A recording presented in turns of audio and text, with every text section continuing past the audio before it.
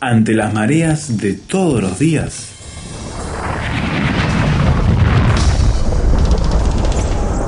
llegamos a tierra firme.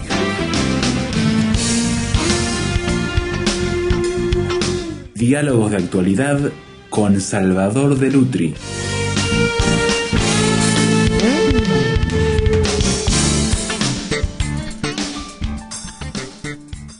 El cambio es algo permanente en la experiencia humana, sin lugar a dudas, y hemos hablado de ello infinidad de veces recurriendo a la historia, a la filosofía, a las historias personales de muchas personas que nos muestran esa continuidad que es la humanidad permanente, de ese río en el cual no nos podemos zambullir dos veces, Salvador, de vuelta, pero que es necesario una y otra vez recurrir cuando vamos mirando nuestra perspectiva como humanidad, buscando nuevos horizontes.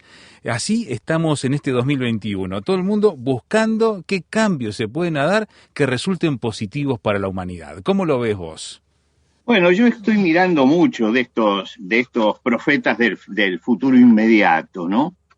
Y yo creo que hay un optimismo muy marcado y que todos creen en este momento que, bueno, esto va para mejor, ¿no? Esto va a ser mejor.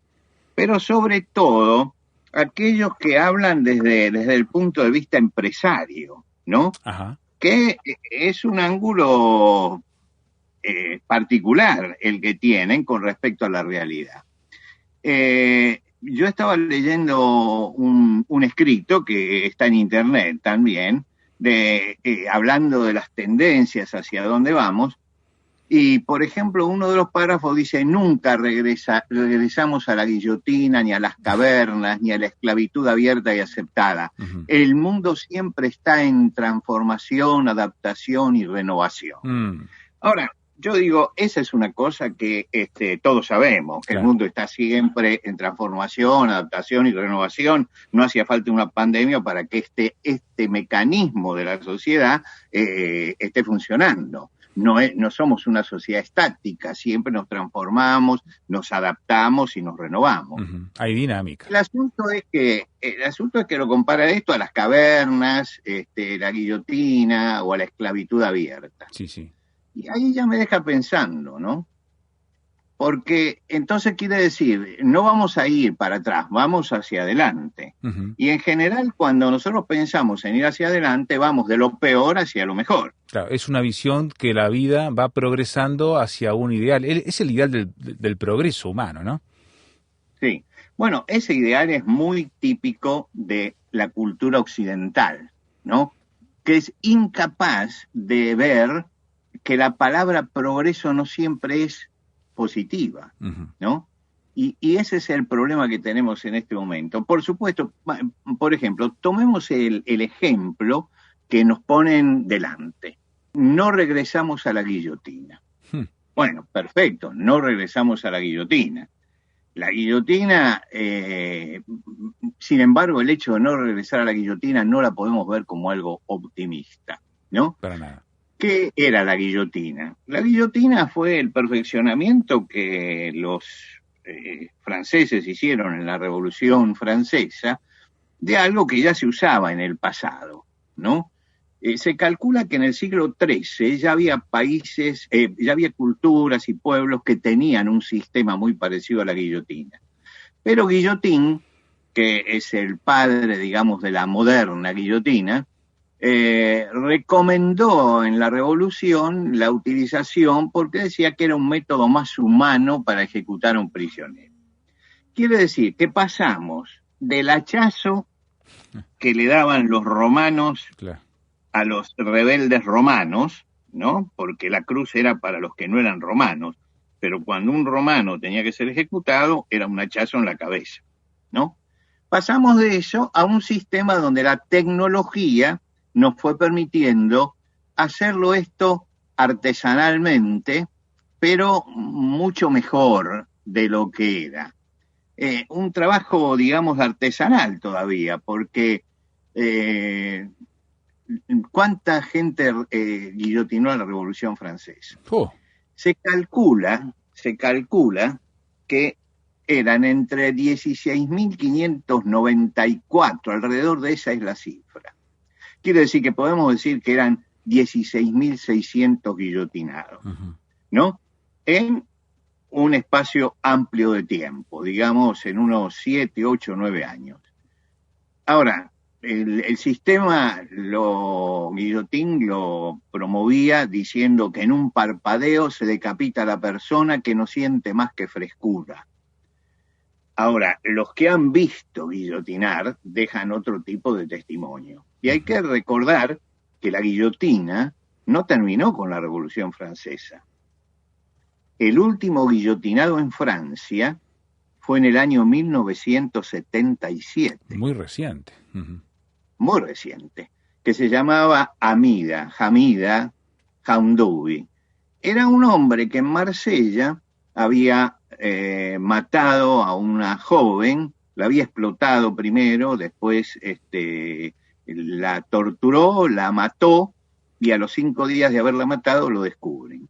Y bueno, lo juzgan y tiene que ir a la guillotina. Era un refugiado, ¿no? En ese momento. Y en el año 1977 lo mata.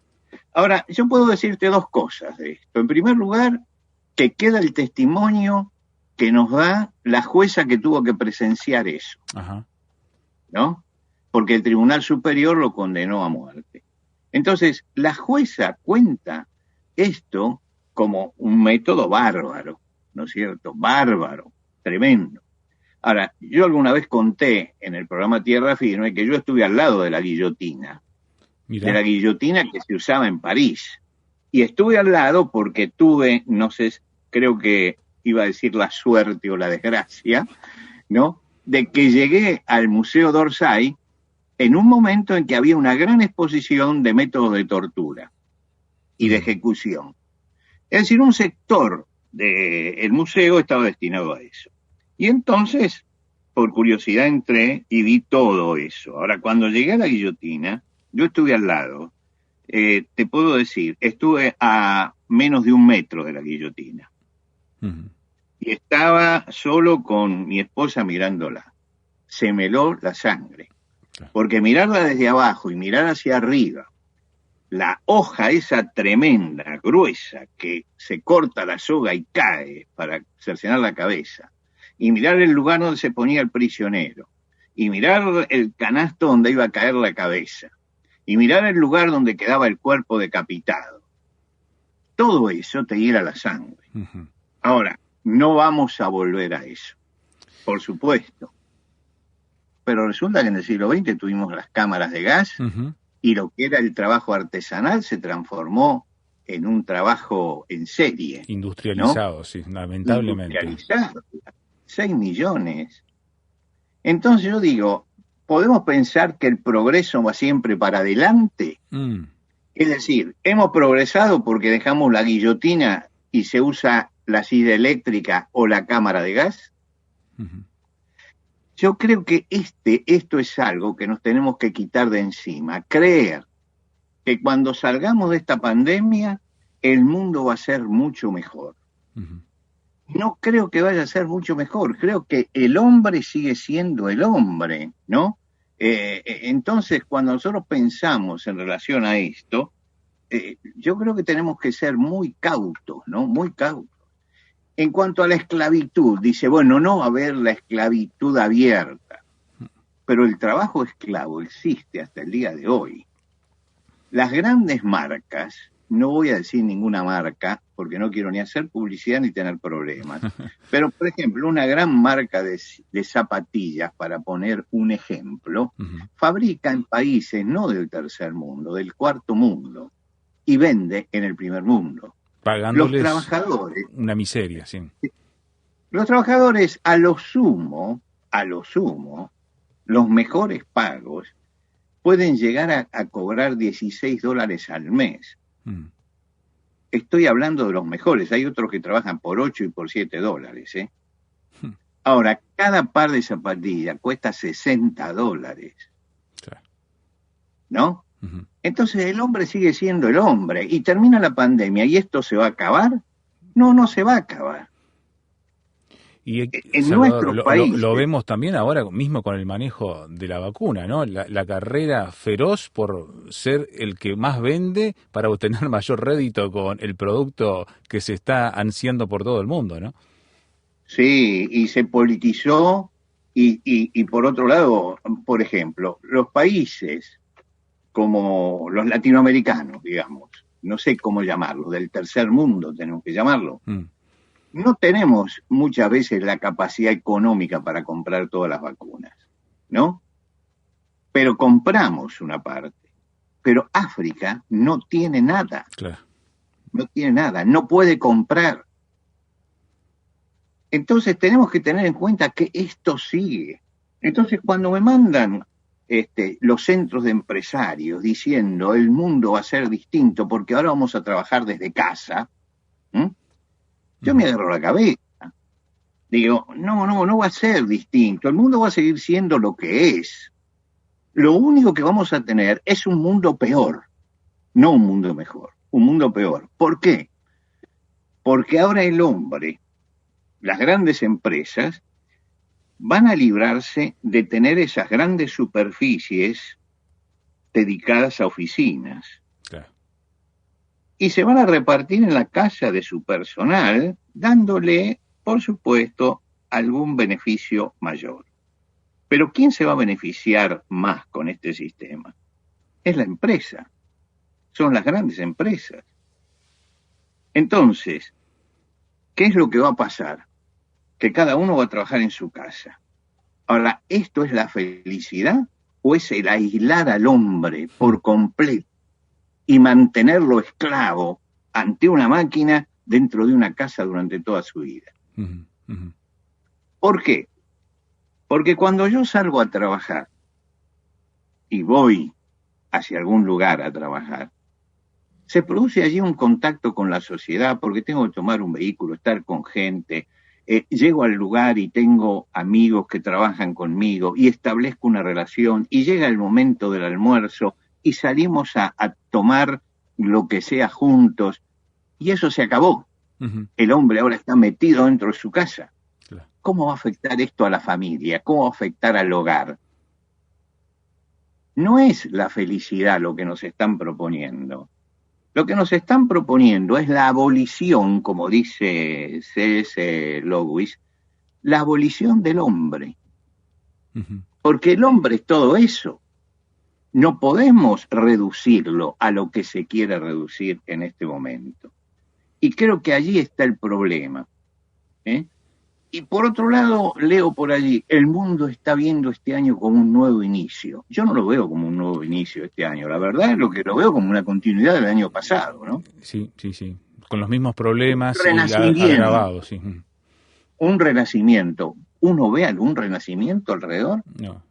La gente replantea sus metas personales. ¿Quién puede replantear sus metas personales? Uh-huh.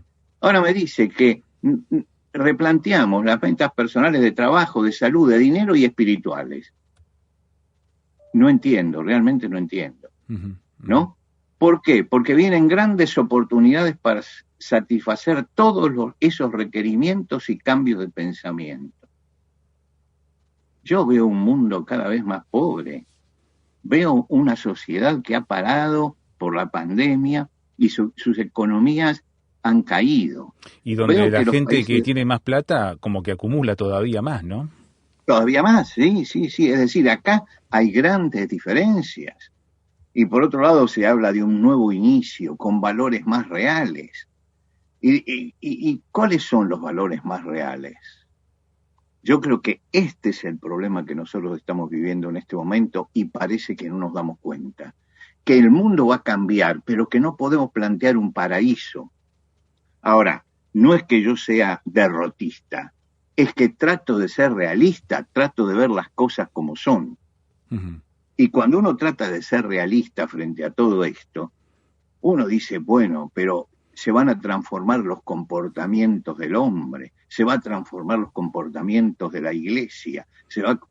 No, yo necesito algo que es muy importante, que es la relación con el otro. Sí. Por otro lado, fíjate vos que en los países del tercer mundo, y no voy a poner ningún otro país, sino voy a poner, por ejemplo, mi país, Ajá. ¿no? Argentina. ¿Cuántos hogares tienen acceso a la computadora? Claro. 60%. Ujú. Somos 44 millones de habitantes, 27 millones no tienen acceso a la computadora. A la conexión a Internet y a todos los elementos que se Perdón, necesitan. 27 millones tienen acceso, 17 millones están fuera del Bien, sistema. bien. 17 millones. Ahora, esto es en Argentina, ¿no? Vayamos a cualquier país del África. ¿Cuántos Multiplicable. son los que se quedan afuera? Entonces me hablan de la gran ventaja de la tecnología. Y yo digo, cuidado que se va a quedar una gran porción del mundo afuera. Ujú. ¿Por qué? Porque la tecnología no llega a todas partes. Porque no todos tienen acceso a la tecnología. Entonces, estamos en un momento en que sí, hay que replantear los sistemas, pero hay que replantear los sistemas no simplemente mirando a los que tienen tecnología y manejan tecnología, sino hay que replantear los sistemas generales, porque va a llegar un momento que esos 17 millones que están fuera del sistema se van a rebelar contra la otra parte. ¿Por qué? Porque están en la miseria. Claro, pues se van agrandando las brechas, ¿verdad? Claro, entonces este es el mundo. La gran utopía que nosotros tenemos de que vamos hacia un mundo mejor no es así, ¿no? Hay que volver a replantearse sistemas, tecnología, cambios de pensamiento, pero tenemos que tener en cuenta que tenemos que tener valores, y el problema es esa pérdida total de valores, ¿no? Esa pérdida que yo estoy viendo. Ahora, me dirás, estás negativo. No, no estoy negativo. Yo lo que quisiera es que miráramos la realidad, lo que yo estoy viendo hacia adelante, o que alguien me desmiente y me diga, no, vamos a estar todos mejor, en el África vamos a tener, todo el mundo va a tener computadora, va a tener conexión. No es así, hasta ahora no es así. Lo que yo veo es que hay una brecha muy grande. Y si yo estoy hablando de mi país, porque no quiero poner a nadie como ejemplo, ningún país como ejemplo particular, ¿no? Pero sé que hay países que están mucho peor que esto. Pero si yo digo que de 44 millones, 17 millones se van a caer, porque no tienen una computadora en su casa, porque no pudieron tenerla, porque no pudieron acceder a eso, entonces estamos planteando una sociedad con una gran brecha, con una gran división, que va a traer después sus consecuencias. Porque cada vez que se polarizó esto en dos grandes grupos, uno todopoderoso y otro sometido, siempre, después de eso, hubo una tragedia. Claro, porque lleva a grandes tensiones que dejan un grupo de las personas muy sumergido, ¿no? Y ahí hay un problema grave que el sistema no está logrando irreversiblemente solucionar, ¿no? Claro. Bueno, el libro de Lewis, La abolición del hombre, que es tal vez uno de los libros más profundos de él y difíciles a veces de leer, a pesar de que es un libro breve, lo que él está señalando es que Occidente está tomando un camino, y esto lo escribe en la década del 60, 70, porque él falleció por allí, que Occidente está tomando un camino por el cual íbamos a ir perdiendo, ¿no?, la dimensión humana. Estoy tratando de simplificar algo que es mucho más complejo, que me disculpen los entendidos en este tipo de cosas, pero quiero hablar para que toda la gente me entienda. Que el hombre es una totalidad y hay que verlo como una totalidad. No podemos abolir ciertas cosas, no podemos borrar los sentimientos en el hombre, ponerlo en un segundo lugar, ¿no? Olvidarnos de eso, olvidarnos de que el hombre es sentimiento, que el hombre es pensamiento, que el hombre es voluntad, y no podemos trabajar solamente con una parte del hombre. ¿Qué nos ha pasado en estos meses en que hemos estado en cuarentena? Que hay problemas dentro de la familia, tienen problemas los adolescentes, tienen problemas, ¿por qué?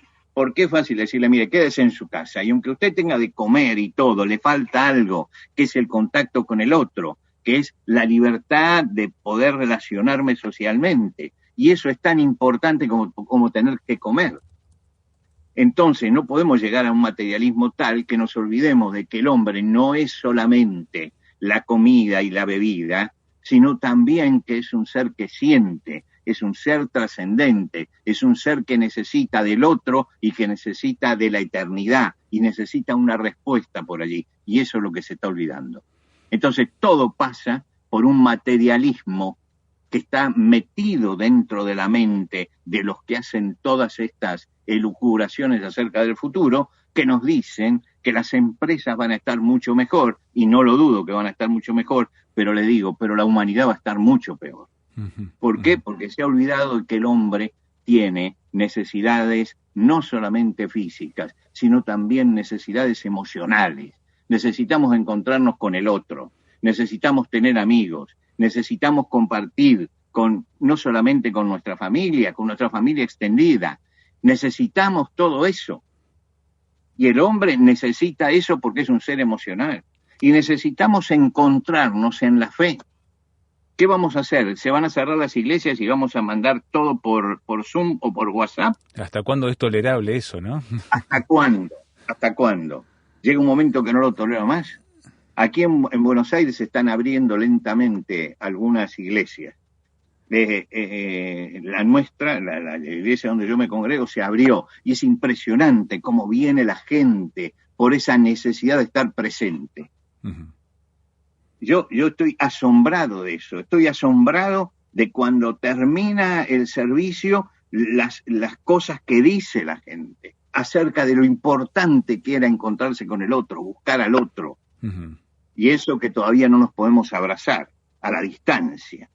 Pero, sin embargo, es esa necesidad. Y creo que esto es lo que se está ignorando, ¿no? Y entonces tenemos que empezar a pensar en el hombre como un ser total, como un ser que necesita, sí, hacer funcionar la industria, la empresa y todo lo demás. Pero necesita además ser feliz. Y para ser feliz necesita mover sus sentimientos, tener a la gente que ama a su alrededor, poder abrazar a sus hijos, poder ver a sus hijos crecer y que tienen amigos y que forman su núcleo afectivo fuera del hogar. Y tenemos que ver también nuestras necesidades espirituales, entender al hombre total. Uh-huh. Porque si no entendemos al hombre total, la humanidad entonces ha perdido el rumbo. Y lamentablemente desde la Segunda Guerra Mundial, yo diría desde la Primera, pero vamos a decir desde la Segunda porque es lo que más conocemos, en adelante el hombre se ha encargado de ir aboliendo su condición humana. Uh-huh. Uh-huh. Y bueno, vamos a tener máquinas, vamos a tener hombres que en su casa, frente a una computadora, se van a estar moviendo y conectando con toda la gente. Pero a ese hombre le va a faltar algo. Le falta el otro, le falta esa relación de amistad, le falta tomar el café con el amigo, le falta salir a pasear y le falta algo fundamental, poder compartir su fe con los que creen lo que él cree. Uh-huh, uh-huh. Y poder alabar a Dios, porque el hombre necesita, así como necesita bienes materiales, necesita también afectos y necesita también esperanza. Y la esperanza viene únicamente de arriba. No pensemos un mundo mejor simplemente porque la tecnología abre un nuevo camino. Claro, no lo sustituye. La tecnología nos puede hundir también. Uh-huh. Necesitamos algo más que eso. Necesitamos recuperar valores perdidos y necesitamos entender al hombre como un ser total. No es simplemente una máquina conectada en una red. Es algo más que eso. Y porque el hombre es eso, y porque no estoy por la abolición del hombre, digo que todas estas cosas las tenemos que analizar con mucha seriedad. Y las tenemos que analizar mirando al hombre en su total necesidad. En ese sentido, C.S. Lewis buscaba en ese libro La abolición del hombre recuperar algo que él maneja como la Tao, dándole un sentido de moral, de valores éticos trascendentes, universales, que están allí latentes, pero que se pueden rastrear hasta un mismo origen, Salvador.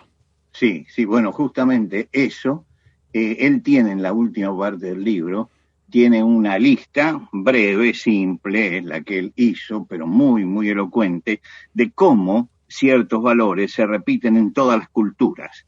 no solamente dentro del cristianismo, dentro de los judeocristianos, sino que hay algo que hace a la esencia del hombre, algo que son los valores permanentes que Dios imprimió en el corazón del hombre, ¿no? Y como Dios lo imprimió en el corazón del hombre, se puede encontrar en la China, en cualquiera de las sociedades y de las culturas, aparece eso indeleblemente grabado en el corazón del hombre. Y el materialismo hoy quiere ignorar eso, y no se puede ignorar. Eso está siempre presente en el hombre, y esos valores son los que nosotros tenemos que rescatar en este momento.